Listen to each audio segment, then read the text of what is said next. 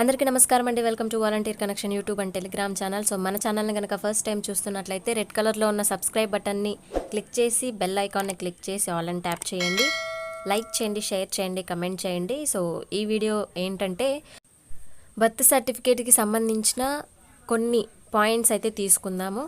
So ఏంటి అంటే CDMA అంటే లేట్ రిజిస్ట్రేషన్కి సంబంధించిన కరెక్షన్స్ కావచ్చు, లేకపోతే లేట్ రిజిస్ట్రేషన్ బర్త్ సర్టిఫికేట్ ఎలా అప్లై చేయాలనేది, సో వాటికి సంబంధించి డీటెయిల్స్ అయితే చూద్దాం. Non availability certificates, so inclusions మాత్రం నేను చేయట్లేదండి. ఓన్లీ బర్త్కి సంబంధించి రిజిస్ట్రేషన్ ప్రాసెస్ అనేది చెప్తాను.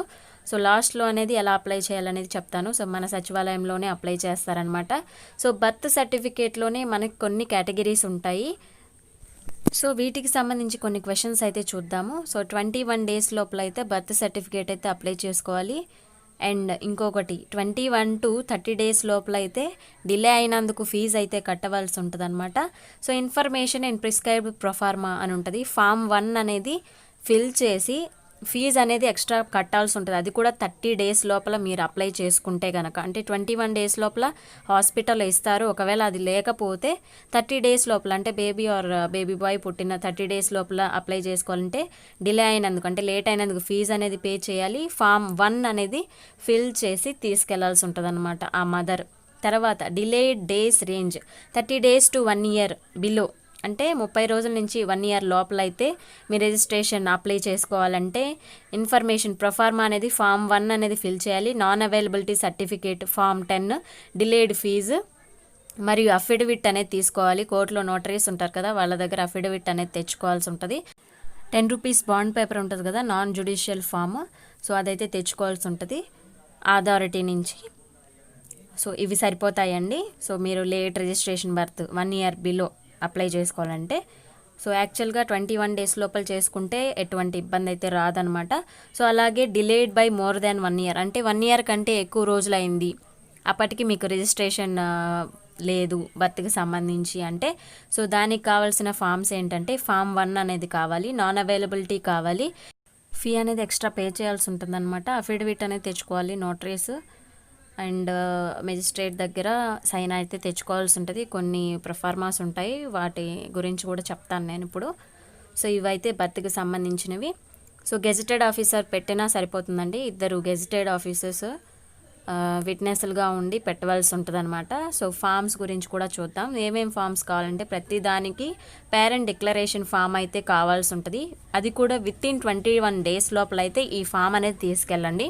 21 డేస్ లోపల మీకు రిజిస్ట్రేషన్ కావాలంటే ఈ ఫామ్ డిక్లరేషన్ అనేది తీసుకెళ్లాల్సి ఉంటుంది అనమాట. ఏదర్ 21 డేస్ లోపల అంటే ఇప్పుడు CRSA నడుస్తుంది కాబట్టి CDMA ప్రొసీజర్ అంటే మీ సేవకు సంబంధించి, అది కూడా 2016 బిలో పుట్టిన వాళ్ళందరికీ, 2016 తర్వాత పుట్టిన వాళ్ళకి CRS మెథడ్ అనేది వర్క్ అవుతుందన్నమాట. ఇప్పుడు మనకి సచివాలయంలో CDMA ఉంది, CRS 2 ఉన్నాయి.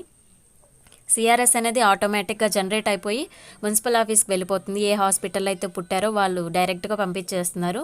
మీరు జస్ట్ ప్రింట్ తీసుకుంటే సరిపోతుంది అనమాట బర్త్ సర్టిఫికేట్కి సంబంధించి.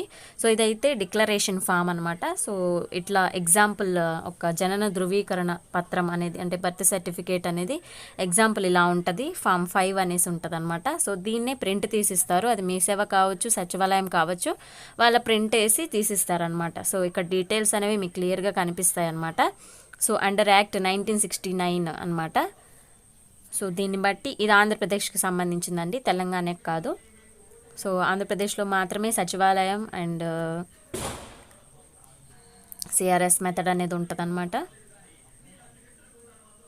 సో ఇదైతే ఎగ్జాంపుల్ ఫామ్ అనమాట. సో ఇక్కడ మీకు రిజిస్ట్రేషన్ నెంబర్ కూడా ఉంటుంది, అది తీసుకెళ్లాల్సి ఉంటుంది. సో బర్త్ రిపోర్ట్ అనేది ఎలా ఫిల్ చేయాల్సి ఉంటుంది. సో ఫస్ట్ ఫామ్ 1 అన్నాను కదా, సో ఇదండి ఫామ్ 1. సో ఫస్ట్ మనం ఏదైతే డిస్కస్ చేసామో ప్రతిదానికి ఫామ్ 1 అనేది ఫిల్ చేయాల్సి ఉంటుంది. ఇది ఫామ్ 1. సో ఇది తీసుకొని ఫామ్ నెంబర్ 1 అనేది తీసుకొని దీన్ని ఫిల్ చేయాల్సి ఉంటుంది. మీకు నాన్ అవైలబిలిటీ కావచ్చు, లేట్ రిజిస్ట్రేషన్ బర్త్ కోసమే నాన్ అవైలబిలిటీ వాడతామండి, అంటే లేట్ బర్త్ రిజిస్ట్రేషన్ కోసం నాన్ అవైలబిలిటీ ఫామ్ వాడతాము. సో దానికి సంబంధించి బర్త్ రిపోర్ట్ అనేది ఈ ఫామ్ తీసుకోవాల్సి ఉంటుంది. ఫామ్ 1 అనమాట ఇది. సో ఫామ్ 1 అనేది ఫిల్ చేయాలి, క్లియర్గా అందులో ఉంటాయి మీకు. సో క్లియర్గా చూసి ఫిల్ చేసుకోవాల్సి ఉంటుంది. సో ఫిల్ చేసిన తర్వాత దీనితో పాటు అఫిడవిట్ అయితే కంపల్సరీగా, అంటే 10 రూపీస్ బాండ్ పేపర్ ఉంటుంది కదా కోర్టులో, అదైతే తెచ్చుకోవాల్సి ఉంటుంది అనమాట లేట్ బర్త్ వాళ్ళకి. సో ఇదైతే స్టిల్ బర్త్ రిపోర్ట్, అంటే ట్విన్స్ పుట్టుంటారు కదండి, ట్విన్స్ పుట్టుండే వాళ్ళ కోసం అనమాట ఈ ఫామ్ అనేది, ఫామ్ నెంబర్ 3 అనేది. సో ఇది మీకు సచివాలయంలో ప్రొవైడ్ చేస్తారు, మీరు అక్కడ తీసుకోవచ్చు. నేనైతే లింక్స్ ఇవ్వట్లేదు డిస్క్రిప్షన్లో. సో ఇది ట్విన్స్కి మాత్రమే గుర్తుపెట్టుకోండి. ఫామ్ 1 అనేది అందరికీ తీసుకెళ్లాల్సి ఉంటుంది అనమాట. Either fresh registration, non availability certificate కోసం కూడా ఇదే తీసుకెళ్లాల్సి ఉంటుంది ఫామ్ 1 అనేది. అండ్ ఇంకో ఫామ్ చూస్తున్నాం ఇప్పుడు, అడాప్టెడ్ చిల్డ్రన్, దత్తత తీసుకుంటారు కదా, సో వాళ్ళకి సంబంధించిన ఫామ్ అయితే ఇదండి, ఫామ్ 1A అంటారు. సో దేనికి సంబంధించిన ఫామ్ అయినా కూడా సో ఫామ్ 1 అనేది కంపల్సరీగా తీసుకోవాలి.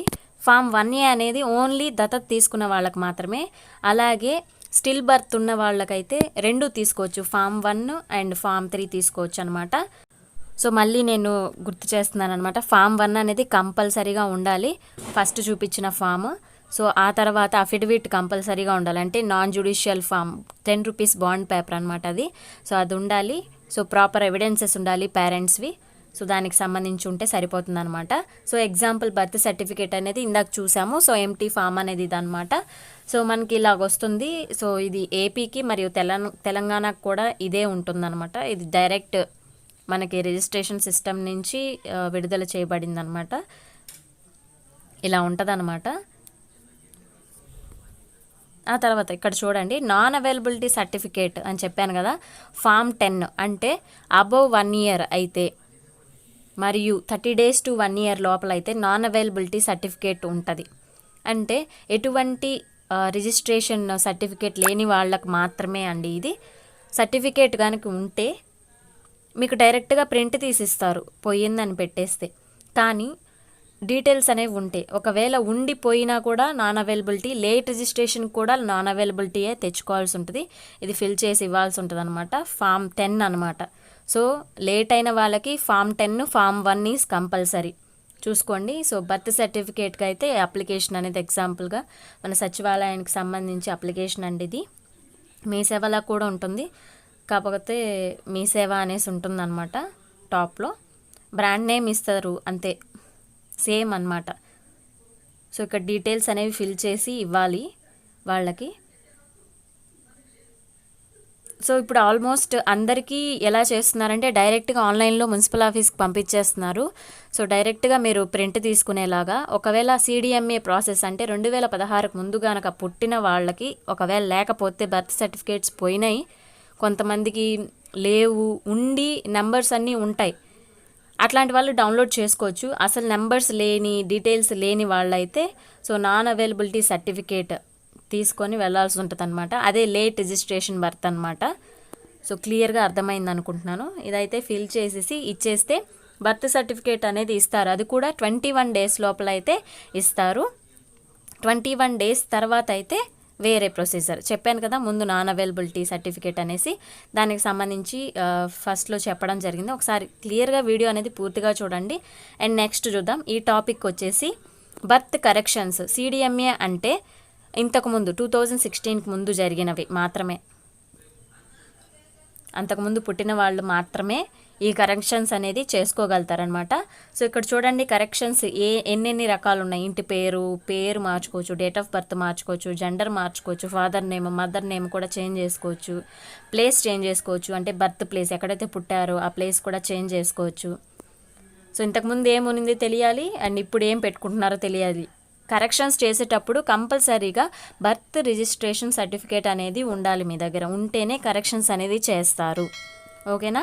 సో ఈ వీడియోలో అయితే మనకి నాన్ అవైలబిలిటీ సర్టిఫికేట్ అండ్ ఎన్ని రకాల కేసెస్ ఉన్నాయి మరియు కరెక్షన్స్ గురించి అయితే ఇప్పుడు చెప్పుకుంటూ ఉన్నాము. సో ఓవరాల్ అన్ని టాపిక్స్ అయితే కవర్ అవుతాయి బర్త్కి సంబంధించి. ఇంకో పాయింట్ చూసుకుంటే చైల్డ్ నేమ్ అనేది ఉంటుందండి సర్టిఫికేట్లో, అంటే బర్త్ సర్టిఫికేట్లో చైల్డ్ నేమ్ అనేది ఉండదు. సో ఫీమేల్ అయితే ఫీమేల్, మేల్ అనేసి ఉంటుంది అనమాట, జెండర్ ఇచ్చేస్తారు అంతే, ఫస్ట్ పేరు పెట్టరు కాబట్టి. సో అలాంటి కేసెస్లో చైల్డ్ నేమ్ ఇంక్లూజన్ అనేసి ఉంటుంది. సో ఆ కేసు అయితే నేను సపరేట్గా వీడియో చేయడం జరుగుతుంది. సో అది ఫుల్ క్లారిటీతో చెప్పడం జరుగుతుంది అనమాట. సో దీంట్లో మాత్రం ఓన్లీ కరెక్షన్స్, నాన్ అవైలబిలిటీ మాత్రమే చెప్పడం జరిగింది.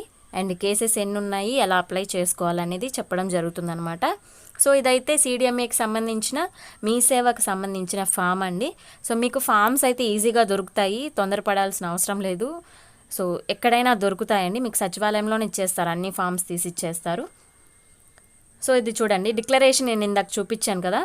సో అలాగే కరెక్షన్స్ చేసేటప్పుడు డిక్లరేషన్స్కి ఈ ఫామ్ తీసుకోవాల్సి ఉంటుంది. ఆల్రెడీ కరెక్షన్స్ చూసాం కదా. సో ఆ కరెక్షన్స్కి సంబంధించి డిక్లరేషన్ అనేది, అంటే సచివాలయంలో అప్లై చేస్తే కరెక్షన్స్కి, సో ఈ డిక్లరేషన్ ఫామ్ అనేది తీసుకోవాల్సి ఉంటుంది అనమాట. సో వీడియో అనేది ఒకసారి పూర్తిగా చూడండి, మీకు అర్థమైపోతుంది. సో కరెక్షన్స్కి డిక్లరేషన్ ఈ ఫామ్ అనమాట, అండ్ కరెక్షన్స్ ఫామ్ కూడా ఉంటుంది. ఆ ఫాము ఈ ఫాము రెండు తీసుకెళ్ళాలి. అండ్ మీ రిజిస్ట్రేషన్ సర్టిఫికేట్ ఉంటుంది కదా, అది కూడా తీసుకువెళ్ళాల్సి ఉంటుంది అనమాట. ఆల్రెడీ సర్టిఫికేట్ ఉన్న వాళ్ళకి అఫిడవిట్లు ఏమీ అవసరం లేదండి. ఓన్లీ డిక్లరేషను మరియు వాళ్ళకున్న ఫామ్ ఉంటుంది కదా, కరెక్షన్స్ ఫాము, అది మీ రిజిస్ట్రేషన్ సర్టిఫికేట్ సరిపోతుంది. అండ్ మీ పేరెంట్స్కి సంబంధించిన డీటెయిల్స్ సరిపోతాయి అన్నమాట. సో ఇక్కడ చూడండి, గెజెటెడ్ ఆఫీసర్ సైన్ అయితే కావాల్సి ఉంటుంది మెయిన్గా కరెక్షన్స్కి. ఎందుకంటే మీ గెజెటెడ్ ఆఫీసర్ మీ డాక్యుమెంట్స్ అన్నీ చూసి మీకు సంతకం పెట్టవలసి ఉంటుంది. గెజెటెడ్ ఆఫీసర్ అంటే మీకు స్కూల్లో, హై స్కూల్స్లో గెజెటెడ్ ఆఫీసర్స్ ఉంటారు. సో వాళ్ళ దగ్గర సైన్ పెట్టించుకోండి, మీ ప్రూఫ్స్ అనేది చూపించి. ప్రొసీజర్ అయితే ఇది. ఇక్కడ చూడండి, CSE ట్రాన్సాక్షన్ నెంబర్ అని ఉంది కదా. సో మీకు కంపల్సరీగా రిజిస్ట్రేషన్ సర్టిఫికేట్ అనేది ఉండాలి, బర్త్కి సంబంధించి ఉంటేనే మీకు కరెక్షన్స్ చేస్తారు. గెజెటెడ్ ఆఫీసర్ కూడా సైన్ పెట్టరండి. సో ఒకసారి చూసుకోండి. సో ఇక్కడ చూడండి, డిక్లరేషన్ కావాలి, నియరెస్ట్ రిలేటివ్కి సంబంధించి డిక్లరేషన్ ఇవ్వాలి, మీ పేరెంట్స్కి సంబంధించి డిక్లరేషన్ ఇవ్వాలి, అండ్ గెజిటెడ్ సంతకం కావాలి, అండ్ గెజిటెడ్ ఆఫీసర్ నేమ్ అనేది క్యాపిటల్ లెటర్స్లో రాయాల్సి ఉంటుంది, ఫుల్ నేమ్, అండ్ నోటరీ కావాలి. ద ఒరిజినల్ బర్త్ సర్టిఫికేట్ అనేది కావాల్సి ఉంటుంది అనమాట. డాక్యుమెంట్స్ అనేవి నార్మల్ ఆధార్ జెరాక్స్ సరిపోతుంది. సో ఏదైనా LIC కావచ్చు, లేకపోతే డ్రైవింగ్ లైసెన్స్ కావచ్చు, క్యాస్ట్ సర్టిఫికేట్, ఏదైనా మీ డీటెయిల్స్కి సంబంధించి ప్రూఫ్స్ అయితే ఉండాల్సి ఉంటుంది అనమాట.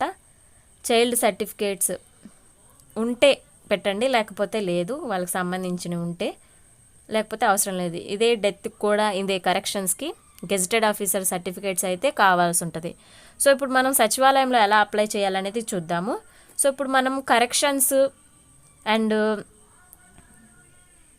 Name inclusions, child name inclusions, ఇవన్నీను మనం CDMAలో చేసేస్తాము. ఇప్పుడు మనం చేసేది లేట్ రిజిస్ట్రేషన్ బర్త్కి మాత్రమే చూపిస్తున్నాను నేను ఇప్పుడు. నాన్ అవైలబిలిటీ కూడా మనము దీంట్లో చేసేసేయచ్చు CDMAలో.